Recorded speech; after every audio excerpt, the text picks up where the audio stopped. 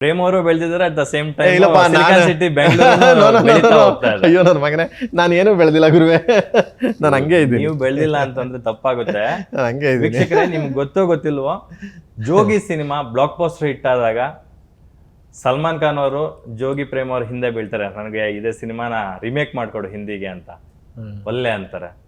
ರಜನಿಕಾಂತ್ ಅವರು ಇದೇ ಸಿನಿಮಾನ ನಮ್ಮ ಅಳಿಯ ಧನುಷ್ ಅವ್ರಿಗೆ ಮಾಡ್ಕೊಡಿ ಅಂತಾರೆ, ಇವರು ನೋ ಅಂತಾರೆ. ತೆಲುಗುನಲ್ಲಿ ಡಾರ್ಲಿಂಗ್ ಪ್ರಭಾಸ್ ಅವರು ಯೋಗಿ ಅಂತ ಅವ್ರ ಇದೇ ಜೋಗಿ ಸಿನಿಮಾನ ರಿಮೇಕ್ ಮಾಡ್ತಾರೆ, ಆ ಸಿನಿಮಾನು ಡೈರೆಕ್ಷನ್ ಮಾಡ್ಕೊಡಿ ಅಂತ ಇವ್ರು ಹಿಂದೆ ಬೀಳ್ತಾರೆ. 3 ಕಡೆನೂ ನೋ ಅಂತ ಹೇಳ್ತಾರೆ. ನಾನು ಕನ್ನಡಕ್ಕೆ ಮಾತ್ರ ಸಿನಿಮಾ ಮಾಡ್ತೀನಿ, ಸದ್ಯದ ಮಟ್ಟಿಗೆ ನನಗೆ ಪರಭಾಷೆಗೆ ಹೋಗಿ ಡೈರೆಕ್ಷನ್ ಮಾಡುವ ಯಾವುದೇ ಇಚ್ಛಾಶಕ್ತಿ ಇಲ್ಲ ಅಂತಕ್ಕಂಥ ಮಾತನ್ನ ಕರಾರುವಕ್ಕಾಗಿ ಹೇಳ್ತಾರೆ. ಹೇಳಿದಿರಾ ಇಲ್ವಾ ಡಾರ್ಲಿಂಗ್? 100% ನನಗೆ ಟಿಲ್ ಟುಡೇ ಹೊರಗಡೆ ಹೋಗಿ ಸಿನಿಮಾ ಮಾಡೋದೇ ಬೇಜಾರು ನನಗೆ. ನಾನು ಅವಾಗಂತೂ ನಾನು ರಜನಿ ಸರ್ ಜೊತೆ ಕೂತ್ಕೊಂಡು ಕಥೆ ಮಾಡ್ಬೇಕಾದ್ರೆ ರಜನಿ ಸರ್ ಬಂದು ಸಿನಿಮಾ ನೋಡಾದ್ಮೇಲೆ ಬನ್ನಿ ಬನ್ನಿ ಬನ್ನಿ ಬನ್ನಿ ಬನ್ನಿ ಬನ್ನಿ ಪ್ರೇಮ್ ನೀವು ಅಂದ್ಬಿಟ್ಟು ಕರ್ಕೊಂಡು ಹೋಗ್ಬಿಟ್ರು ಅವ್ರ ಮನೆಗೆ. ಕರ್ಕೊಂಡು ಹೋಗ್ಬಿಟ್ಟು ಒಂದು ಎಕ್ಸ್ಪ್ಲೇನ್ ಮಾಡಿ ನೀಟಾಗೆ ಏನು ಮಾಡಿದ್ಯಾ, ಹಂಗೆ ಮಾಡಿದ್ಯಾ, ಮಾಡೋಣ ರೆಡಿ ಮಾಡೋಣ ಅಂತ ಫಸ್ಟ್ ಅವ್ರಿಗೆ ಸ್ಟಾರ್ಟ್ ಆಗಿದ್ದು ಕತೆ ಅದು. ಓಕೆ, ಜೋಗಿ ಸಿನಿಮಾ ರಿಲೀಸ್ ಆದ್ಮೇಲೆ ನನಗೆ ಮಾಡೋ ತಮಿಳಲ್ಲಿ ಅಂತ ಅವ್ರು ಕೇಳಿದ್ರು ನನಗೆ. ಫಸ್ಟ್ ಅವ್ರಿಗೆ ಮಾಡಿ ಅಂತ. ಶಿವಣ್ಣ ಕರೆದ್ರು ಫಸ್ಟು. ಶಿವಣ್ಣ ಕರೆದ್ಬಿಟ್ಟು ಪ್ರೇಮ್ ರಜನಿ ಸರ್ ಏನೋ ಕೇಳ್ತಿದ್ದಾರೆ ಸಿನಿಮಾ ಮಾಡ್ಬೇಕಂತೆ ನೀನು ಅಂತ. ನಾನು ಹೌದಾ, ಏನು ಸಿನಿಮಾ ಮಾಡ್ತಾನೆ? ಅದೇ ಜೋಗಿ ಸೇಮ್ ಅಲ್ಲೇ ಅವ್ರಿಗೆ ಮಾಡ್ಬೇಕಂತೆ. ನಾನು ಹೇಳಿದೆ ಆಗಲ್ಲ, ಸುಮ್ಮನಿರೋಣ, ಇಲ್ಲೂ ಓಕೆ, ಅಲ್ಲೆಲ್ಲ ನನ್ನ ಕೈಲಿ ಆಗಲ್ಲ, ನಾನು ಮಾಡಲ್ಲ ನಾನು. ಸೊ ನಾನು ಹೋಗಿ ಅವ್ರ ಕಾಲಿಗೆ ನಮಸ್ಕಾರ ಮಾಡ್ಬಿಟ್ಟು ಬಿದ್ದುಬಿಟ್ಟು ಹೇಳಿದೆ ಅವ್ರಿಗೆ, ನಾನು ಸರ್ ನನಗೆ ಅಷ್ಟು ದೊಡ್ಡವನಲ್ಲ ನಾನು, ಇದು ನಂದು ಪುಟ್ಟು ಕತೆ ಜೋಗಿ.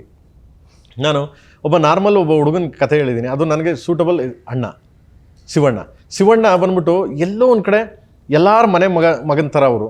ಸೊ ಅದು ಇದಾಯಿತು. ರಜನಿಕಾಂತ್ನ ಹೋಗಿ ಅಳ್ತಾರೆ, ರಜನಿಕಾಂತ್ನ ಅಳಿಸೋದು ಅನ್ನೋದಿಲ್ಲ, ಅದು ನನಗೆ ಒಪ್ಪಲ್ಲ ಅಲ್ಲಿ. ಬೇಡ ಸರ್ ಪ್ಲೀಸ್, ನನ್ನ ದಯವಿಟ್ಟು ಕ್ಷಮೆ ಇರಲಿ, ನಾನು ಅಷ್ಟು ದೊಡ್ಡವನೂ ಅಲ್ಲ. ಸೊ ಪ್ಲೀಸ್ ಸರ್, ನನಗೆ ಈ ಸಿನಿಮಾನ ಯಥಾಸ್ಥಿತಿ ಹಿಂಗೆ ರಿಮೇಕ್ ಮಾಡೋದು, ಈ ಸೀನ್ನ ಹೆಂಗೆ ತತ್ತೀನಿ ಅನ್ನೋದು ದೇವರಣೆ ಆಗಲ್ಲ ಸರ್, ಪ್ಲೀಸ್ ಸರ್ ಅಲ್ಲಿ ಬೇಗ ಸರ್ ಅಂದ್ಬಿಟ್ಟು ಕಾಲಿಗೆ ನಮಸ್ಕಾರ ಮಾಡ್ಬಿಟ್ಟು ಬಂದ್ಬಿಟ್ಟೆ ನಾನು.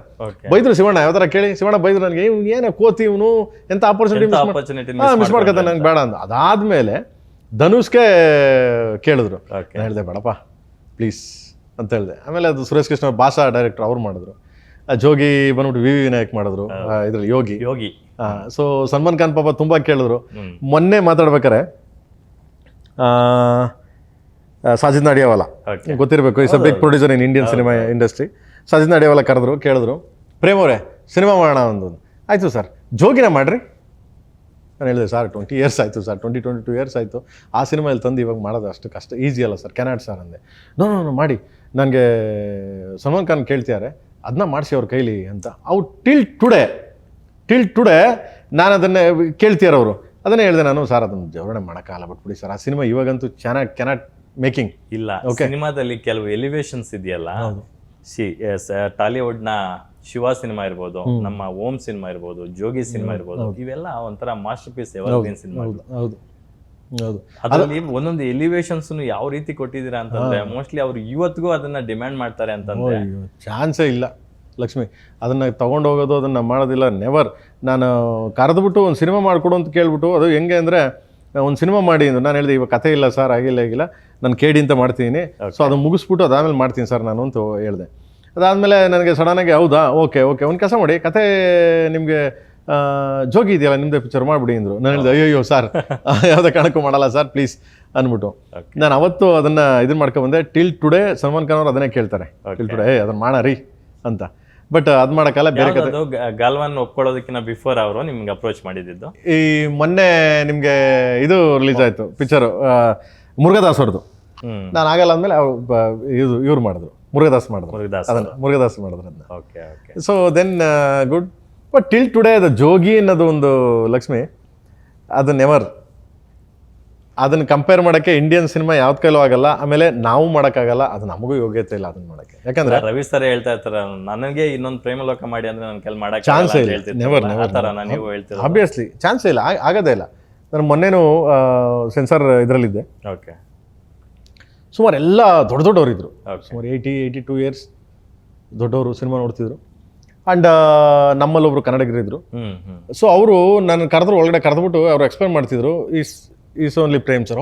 ಓಕೆ ನೀವಾ, ಓಕೆ ನಿಮ್ಮ ಬಗ್ಗೆ ಭಾಳ ಕೇಳಿದ್ವಿ, ನಿಮ್ಗೆ ಆ ಒಂದು ಸಿನಿಮಾ ಮಾಡಿ ಎಷ್ಟು ಜನ ತಾಯಿ ಮಕ್ಕಳು ಒಂದಾದ್ರು, ಏನು ನಿಮ್ಮ ಹತ್ರ ಏನೋ ವಿಶೇಷ ಇದೆ ಅಲ್ಲಿ ಅವ್ರು ಎಕ್ಸ್ಪ್ಲೇನ್ ಮಾಡ್ತಾ ಇದ್ರು ಇವರು. ಇಲ್ಲ ಸರ್, ಅವ್ರು ಸಿನಿಮಾಗಳು ಮಾಡಿದ್ರೆ ಏನಾದರೂ ಒಂದು ವಿಶೇಷತೆ ಇರುತ್ತೆ, ಏನಾದರೂ ಒಂದು ಸಮಾಜಕ್ಕೆ ಒಂದು ಕೊಡುಗೆ ಇರುತ್ತೆ ಸರ್ ಅದು Message. ಹಾಗೆ ಹೀಗೆ ಅಂತ ಮೆಸೇಜ್ ಇರುತ್ತೆ ಸರ್ ಹಾಗೆ ಹೀಗೆ ಅಂತ. ನಾನು ಹೇಳಿದೆ ಏನು ನಥಿಂಗ್ ಎಲ್ ಸರ್, ನನ್ನ ದಾರಿಲಿ ನಾನು ಮಾಡ್ತಾ ಇದ್ದೀನಿ, ಅದನ್ನು ಅದು ಎಷ್ಟು ಮಟ್ಟಕ್ಕೆ ತಗೋತಾರೋ ಬಿಡ್ತಾರೋ ಅದು ಗೊತ್ತಿಲ್ಲ ಸರ್. ಸುಮಾರು ದೊಡ್ಡವರೇ ಇದ್ದರು, ಓಕೆ ಸೋ ಮೆನಿ RSS ಇವರು ಓಕೆ ಅವರೆಲ್ಲ ಸಿನಿಮಾಗಳು ನೋಡ್ತಾರೆ, ನಮ್ಮ ರಿವೇಜ್ರಿ ಇದು ಅಂತಂದಾಗ ಪಾಪ ಅವರೆಲ್ಲ ನನಗೆ ತುಂಬ ಬ್ಲೆಸ್ ಮಾಡಿದ್ರು, ನಿನ್ನ ಬಗ್ಗೆ ಕೇಳಿದ್ದೀನಿ ಕಣೆ ಅಂತ.